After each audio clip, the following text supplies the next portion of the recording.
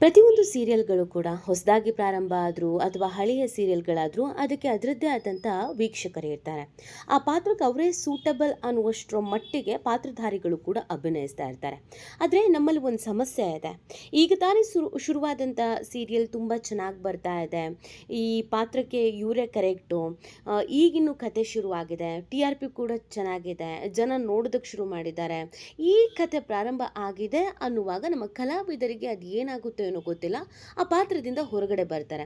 ಇದು ನಿಜವಾಗ್ಲೂ ಕೂಡ ಆ ಸೀರಿಯಲನ್ನು ನೋಡುವ ವೀಕ್ಷಕರಿಗೆ ಒಂದು ರೀತಿಯಲ್ಲಿ ಕಿರಿಕಿರಿ ಅಂತ ಅನಿಸುತ್ತೆ. ಯಾಕೆ ಅಂತ ಹೇಳಿದ್ರೆ, ಆ ಪಾತ್ರದಲ್ಲಿ ಅವರನ್ನು ಆಲ್ರೆಡಿ ನೋಡಿ ಇದೇ ಪಾತ್ರಕ್ಕೆ ಇವರೇ ಸರಿ ಅಂತ ಅಂದಾಜಿನಲ್ಲಿ ಇರ್ತಾರೆ. ಇನ್ನೇನು ಈ ಸೀರಿಯಲ್ ಕತೆ ಚೆನ್ನಾಗಿ ಹೋಗ್ತಾ ಇದೆ, ಮುಂದೆ ಸಾಗತ್ತೆ, ಹೀಗಾಗತ್ತೆ ಹಾಗಾಗತ್ತೆ ಅನ್ನುವಾಗ ಪಾತ್ರಧಾರಿಗಳು ದಿಢೀರಂತ ಅದರಿಂದ ಹೊರಗಡೆ ಬರೋದು, ಅದಕ್ಕೆ ಹೊಸ ಪಾತ್ರಧಾರಿಯ ಎಂಟರ್ ಆಗೋದು, ಆ ಹೊಸ ಪಾತ್ರಧಾರಿಯನ್ನು ಆ ಪಾತ್ರದಲ್ಲಿ ನೋಡಿ ಇನ್ನೂ ಕೆಲವು ದಿನಗಳ ಕಾಲ ಅದನ್ನು ಅಡ್ಜಸ್ಟ್ ಆಗೋಷ್ಟೊತ್ತಿಗೆ ಆ ಪಾತ್ರಧಾರಿಯು ಕೂಡ ಆ ಸೀರಿಯಲನ್ನು ಬಿಟ್ಟು ಹೋಗೋದು. ಇದು ನಮ್ಮ ಕಲಾವಿದರಿಗೆ ಇತ್ತೀಚೆಗೆ ಒಂದಷ್ಟು ಸಮಸ್ಯೆ ಆಗಿರೋದು. ಯಾವುದೇ ಪಾತ್ರಧಾರಿಗಳಾದ್ರೂ ಕೂಡ ಎಷ್ಟು ದಿನಗಳ ಕಾಲ ಪ್ರಸಾರ ಆಗುತ್ತೆ ಅಷ್ಟು ದಿನಗಳ ಕಾಲ ಇರೋದೇ ಇಲ್ಲ. ಇದೀಗ ಸಂಜನಾ ಬುರ್ಲಿ ಕೂಡ ಅದೇ ಕೆಲಸ ಮಾಡಿದ್ದಾರೆ. ಪುಟ್ಟಕ್ಕನ ಮಕ್ಕಳು ಸೀರಿಯಲಲ್ಲೂ ಕೂಡ ಇದೇ ಕೆಲಸವನ್ನು ಮಾಡಿದರು. ಪುಟ್ಟಕ್ಕನ ಮಕ್ಕಳು ಸೀರಿಯಲ್ ತುಂಬಾ ಹಿಟ್ಟಾದಂಥ ಸೀರಿಯಲ್, ವರ್ಷಾನುಗಟ್ಟಲೆ ಬಂದಂಥ ಸೀರಿಯಲ್, TRPಯಲ್ಲಿ ಎಷ್ಟೋ ವರ್ಷಗಳ ಕಾಲ ನಂಬರ್ 1 ಸ್ಥಾನದಲ್ಲಿ ಇದ್ದಂಥ ಸೀರಿಯಲ್. ಆ ಸೀರಿಯಲ್ ಎಲ್ಲವೂ ಚೆನ್ನಾಗಿದೆ, ಚೆನ್ನಾಗಿ ಹೋಗ್ತಾ ಇದೆ ಅನ್ನುವಾಗ ಸಂಜನಾ ಆ ಪಾತ್ರದಿಂದ ಹೊರಗಡೆ ಬರ್ತಾರೆ. ಅದಾದಮೇಲೆ ಅದಕ್ಕೆ ಹೊಸ ಪಾತ್ರಧಾರಿ ತರಬೋದಿತ್ತು, ಕಥೆನೇ ಚೇಂಜ್ ಮಾಡಿದ್ರು, ಇನ್ನೇನೋ ಅಧ್ವಾನ ಆಗೋಯ್ತು, TRPಯಲ್ಲಿ ಕೂಡ ಬಿದ್ದೇ ಹೋಯಿತು ಪುಟ್ಟಕ್ಕನ ಮಕ್ಕಳು. ಯಾವಾಗ ಸಂಜನಾ ಬುರ್ಲಿ ಅದರಿಂದ ಸ್ನೇಹ ಪಾತ್ರದಿಂದ ಹೊರಗಡೆ ಬಂದರೋ ಆ ಸೀರಿಯಲ್ ಪಾತಾಳಕ್ಕೇನೆ ಬಿದ್ದೋಯ್ತು. ಕೊನೆಗೆ ಆ ಸೀರಿಯಲನ್ನು ಮುಗಿಸೋ ಹಂತದವರೆಗೂ ಎಳೆದು ಜನಕ್ಕೇನೆ ಬೇಡ ಸಾಕು ನಿಲ್ಲಿಸಿ ಅನ್ನುವಷ್ಟರ ಮಟ್ಟಿಗೆ ಆಗೋಯ್ತು. ಅದಾದ ನಂತರ ಸಂಜನಾ ಬುರ್ಲಿ ಯಾಕೆ ಪುಟ್ಟಕ್ಕನ ಮಕ್ಕಳು ಬಿಟ್ಟರು ಅಂಥದ್ದು ಏನಾಗೋಯ್ತು, ದಿಢೀರಂತ ಬಿಟ್ಟಿದ್ದು ಯಾಕೆ, ನಂಬರ್ 1 ಸ್ಥಾನದಲ್ಲಿತ್ತು, ಇವ್ರಿಗೆ ಒಳ್ಳೆ ಮೇನ್ ಸ್ಟ್ರೀಮೇ ಇತ್ತು, ಪ್ರಮುಖ ನಾಯಕಿ ಆಗಿದ್ರು, ಹಾಗಿದ್ರು ಕೂಡ ಯಾಕೆ ಬಿಟ್ಟರು, ಎಲ್ಲ ಚರ್ಚೆಗಳು ಇತ್ತು. ಆಗ ಸಂಜನಾ ಯಾವುದನ್ನೂ ಉತ್ತರ ಕೊಟ್ಟಿರಲಿಲ್ಲ, ಅದ್ರ ಬಗ್ಗೆ ಎಲ್ಲಿಯೂ ಮಾತಾಡೋಕ್ಕೆ ಹೋಗಿರಲಿಲ್ಲ. ಒಂದಷ್ಟು ಕ್ಲಾಶಸ್ ಆಗಿತ್ತು ಸೀರಿಯಲ್ ತಂಡದ ಜೊತೆಗೂ ಮತ್ತು ಪಾತ್ರಧಾರಿಗೂ, ಒಂದಷ್ಟು ಸಮಸ್ಯೆಗಳಾಗಿದ್ದಕ್ಕೇನೆ ಹೊರಗಡೆ ಬಂದರು, ಈ ಥರದ್ದೆಲ್ಲ ಇದ್ರೂ ಕೂಡ ಸಂಜನಾ ಆ ಬಗ್ಗೆ ಎಲ್ಲಿಯೂ ಕೂಡ ಮಾತಾಡಿರಲಿಲ್ಲ. ಆದರೆ ಇದೀಗ ಹೊಸದಾಗಿ ಗಂಧದ ಗುಡಿ ಅಂತ ಕಲರ್ಸ್ ಕನ್ನಡದಲ್ಲಿ ಸೀರಿಯಲ್ ಪ್ರಸಾರ ಆಗ್ತಾ ಇದೆ. ಈಗ ತಾನೇ ಶುರುವಾಗಿರುವಂಥ ಸೀರಿಯಲ್, TRP ಕೂಡ ತುಂಬ ಚೆನ್ನಾಗಿದೆ. ಈ ಸೀರಿಯಲಲ್ಲೂ ಕೂಡ ಸಂಜನನೇ ಮುಖ್ಯ ಪಾತ್ರಧಾರಿಯಾಗಿದ್ದರು. ಇವರ ಪಾತ್ರದ ಸುತ್ತವೇ ಈ ಒಂದು ಸೀರಿಯಲ್ ಸುತ್ತಾ ಇರೋದು. ಓಕೆ, ಪುಟ್ಟಕ್ಕನ ಮಕ್ಕಳು ಅಲ್ಲಿಂದ ಹೊರಗಡೆ ಬಂದರು, ಅದಾದಮೇಲೆ ಬೇರೆ ಎಲ್ಲೂ ಕೂಡ ಒಪ್ಕೊಳ್ಳಲಿಲ್ಲ, ಇನ್ನೆಲ್ಲೂ ಅವಕಾಶ ಇಲ್ಲ ಅಂತನೋ ಅಥವಾ ಬೇರೆ ಆಫರ್ ಬರಲಿಲ್ಲ ಅಂತನೋ, ಅದಾದಮೇಲೆ ಗಂಧದ ಗುಡಿ ಬಂದಿತ್ತು, ಅದನ್ನು ಒಪ್ಕೊಂಡಿದ್ರು. ಆದರೆ ಈ ಸೀರಿಯಲಿಂದಲೂ ಕೂಡ ದಿಢೀರ್ ಅಂತ ಸಂಜನಾ ಹೊರಗಡೆ ಬಂದಿದ್ದಾರೆ. ಬಹಳ ದಿನಗಳಿಂದಲೂ ಸುದ್ದಿ ಓಡಾಡ್ತಾ ಇತ್ತು, ಒಂದು ದೊಡ್ಡ ಸೀರಿಯಲ್ನಿಂದ ಪ್ರಮುಖ ಪಾತ್ರಧಾರಿಗೆ ಹೊರಗೆ ಬರ್ತಾರೆ ಅಂತ ಯಾರು ಅಂತೆಲ್ಲ ಯೋಚನೆ ಮಾಡ್ತಾ ಇದ್ರು. ಅದು ಗಂಧದ ಗುಡಿ ಸೀರಿಯಲ್ನಿಂದ ಸಂಜನಾ ಹೊರಗಡೆ ಬಂದಿದ್ದು. ಇದು ನಿಜವಾಗ್ಲೂ ಕೂಡ ಶಾಕಿಂಗು.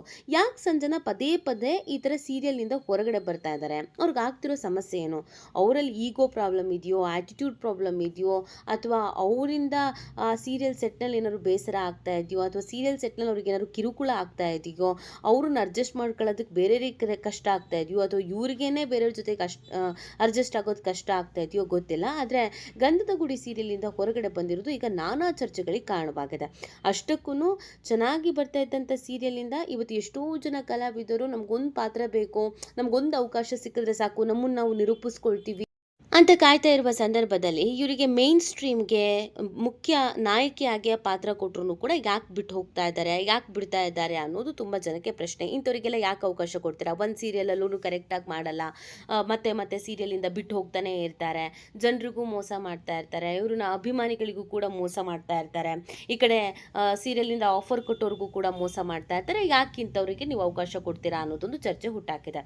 ಅಷ್ಟಕ್ಕೂ ಆಗಿರೋ ಕತೆಗೇನು ಏನು ವಿಷಯ ಅಂತ ಈ ವಿಡಿಯೋದಲ್ಲಿ ಹೇಳ್ತಾ ಹೋಗ್ತೀವಿ. ಆದರೆ ಇಲ್ಲಿವರೆಗೂ ನಿಮ್ಮ ಮೆಗಾ ಸುದ್ದಿಯನ್ನು ಸಬ್ಸ್ಕ್ರೈಬ್ ಮಾಡಿಲ್ಲ ಅಂದರೆ ಈಗಲೇ ಸಬ್ಸ್ಕ್ರೈಬ್ ಮಾಡಿ, ಹೆಚ್ಚಿನ ಮಾಹಿತಿಗಾಗಿ ಬೆಲ್ ಐಕಾನ್ ಪ್ರೆಸ್ ಮಾಡೋದನ್ನು ಮರಿಬೇಡಿ.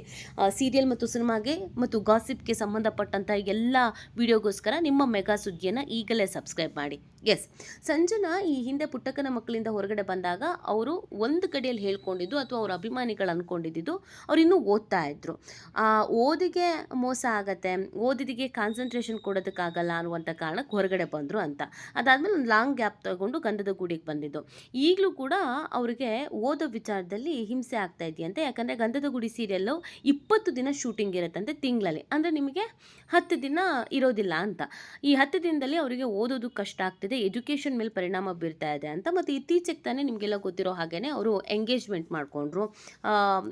ಅದ್ದೂರಿಯಾಗಿಯೇ ಹುಡುಗ ಯಾರು ಅನ್ನೋದನ್ನು ತೋರಿಸ್ಕೊಟ್ರು. ಸೊ ಒಂದು ಕಡೆಯಲ್ಲಿ ಮದುವೆ, ಹುಡುಗ, ಇನ್ನೊಂದು ಕಡೆಯಲ್ಲಿ ಎಜುಕೇಷನ್ನು, ಮತ್ತೊಂದು ಕಡೆಯಲ್ಲಿ ಕೆರಿಯರು, ಇದೆಲ್ಲವನ್ನ ಬ್ಯಾಲೆನ್ಸ್ ಮಾಡಲಿಕ್ಕೆ ತೀರಾ ಅಂದರೆ ತೀರಾ ಕಷ್ಟ ಆಗಿದೆ. ಎಲ್ಲದಕ್ಕೂ ಜೆನ್ಯೂನ್ ಆಗಿ ನಾನು ಟೈಮನ್ನು ಕೊಡೋದಕ್ಕಾಗ್ತಾ ಇಲ್ಲ. ಸೊ ಹೊಸದಾಗಿ ಶುರುವಾಗ್ತಾ ಇರುವಂಥ ಜೀವನ ಒಂದು ಕಡೆಯಲ್ಲಿ, ಮತ್ತು ಕೆರಿಯರ್ ಓದೋದು ನಿಲ್ಲಿಸಬಾರ್ದು, ಓದಲೇಬೇಕು ಅನ್ನೋದೊಂದು ಇದೆಯಂತೆ. ಸೊ ಅಲ್ಲಿಗೂ ಕೂಡ ಸಮಸ್ಯೆ ಆಗ್ತಿದೆ ಅನ್ನುವಂಥ ಕಾರಣಕ್ಕಾಗಿ ಸೊ 20 ದಿನ ಈ ಸೀರಿಯಲಿಗೆ ಟೈಮ್ ಕೊಡೋಕ್ಕಾಗಲ್ಲ ಅಂತ ಹೊರಗಡೆ ಬಂದಿದ್ದಾರೆ. ಅದಕ್ಕೆ ಈಗ ಹೊಸ ಪಾತ್ರಧಾರಿಗೆ ಇಂಟರ್ ಕೂಡ ಆಗಿದೆ. ಏನೇ ಇರಲಿ, ಇದನ್ನೆಲ್ಲ ಮೊದಲೇ ಮುಂಚಿತವಾಗಿ ಪ್ಲ್ಯಾನ್ ಮಾಡಿಕೊಂಡು ಆಗುತ್ತಾ ಆಗಲ್ವಾ, ನನಗೆ ಯಾವುದು ಇಂಪಾರ್ಟೆಂಟು, ಸೀರಿಯಲ್ಲೋ ಓದೋದೋ ಮದುವೆನೋ ಇದನ್ನು ಡಿಸೈಡ್ ಮಾಡಬೇಕಾಗಿತ್ತು. ಆದರೆ ಈಗ ಈ ರೀತಿ ಮಾಡಿರೋದು ಬೇಸರಕ್ಕೆ ಕಾರಣವಾಗಿದೆ. ಈ ಬಗ್ಗೆ ನಿಮ್ಗೆ ಏನು ಅನ್ಸುತ್ತೆ ಅನ್ನೋದನ್ನು ನೀವು ಕೂಡ ಕಮೆಂಟ್ ಮಾಡಿ ನಿಮ್ಮ ಅನಿಸಿಕೆ ಮತ್ತು ಅಭಿಪ್ರಾಯವನ್ನು ತಿಳಿಸಬಹುದು.